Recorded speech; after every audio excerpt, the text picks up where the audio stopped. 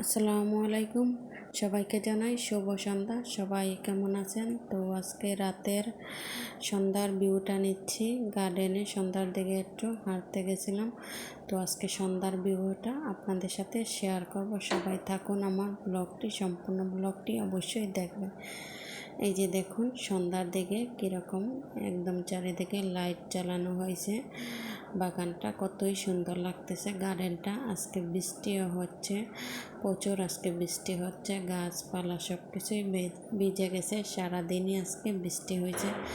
যাই হোক না কেন, আলহামদুলিল্লাহ, আল্লাহর রহমতের যে বৃষ্টি হয়েছে। তো সব কিছুর শেষে দেশের যে পরিস্থিতিটা চলতেছে, জানি না আল্লাহ তাআলা কবে আবার আমাদের দেশটাকে সুন্দর করে দেবেন। শুধু আল্লাহ তাআলাই জানেন সব কিছু কবে আবার সুন্দর হবে। আমরা কেউই চাই না কোনো মায়ের বুক খালি হোক। এই যে সকালের, এটা হচ্ছে সকালের ভিউ, আর রাতের ভিউটাও নিছি, সকালেরটাও নিছি। তো আপনারা কমেন্টস করে বলবেন কোন ভিউটা বেশি সুন্দর হয়েছে। এই যে খুব সুন্দর একটা ডালিম ধরছে গাছে, খুবই সুন্দর লাগতেছে। ডালিম গাছটা খুবই সুন্দর। একদম দূর থেকে কাছ থেকে ভিডিও নিচ্ছে, একবার দূর থেকে ভিডিও নিচ্ছে, আবার কাছ থেকে ভিডিও নিচ্ছে। এটা হচ্ছে বড়ই গাছ। বড়ই গাছটাও এই যে টপ করে লাগানো হয়েছে। এদিকে ফুল লতা পাতার গাছ এদিকে লাগানো হয়েছে। এদিকে হচ্ছে প্রবেশ পথ, এদিকে থেকে যাওয়া আসা করি আমরা বাহিরে বা কোনো জায়গাতে যেতে হলে এখান দিয়েই আমরা যাওয়া আসা করি। সম্পূর্ণ গার্ডেনটা আপনাদেরকে দেখাচ্ছি আমি। তো আপনারা অবশ্যই আমাকে বলবেন দিনের ভিউটা সুন্দর নাকি রাতের ভিউটা সুন্দর। খুবই, ওই যে আমার পুস্কুটাও হাসতেছে আমার সাথে।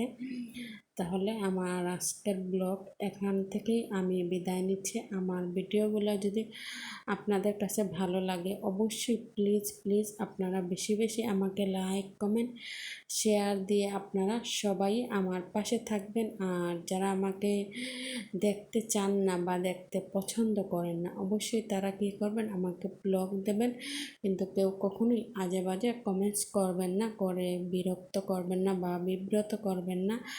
কারণ এই যে দেখুন হলুদ গাঁদাগুলো খুবই ভালো লাগে আমার, খুবই সুন্দর। এদিকে আরও অনেক ফুল ফুটে আছে, খুবই ভালো লাগে।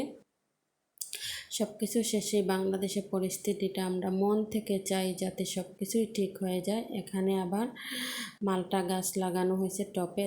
আসলে শুধু মহান আল্লাহ তাআলা জানেন কবে আমাদের এই দেশের পরিস্থিতিটা ঠিক হবে। আমাদের যারা বাইরা মারা গেছে তারা কখন এই বিচার শুরু হবে তাদের, তারা যে বিনা অপরাধে মারা গেছেন। আসুন আমরা সবাই তাদের পাশে দাঁড়াই এবং সবাই আমরা তাদের বিচার কাম্য করি। এবং সবাইকে আবার আসসালামু আলাইকুম।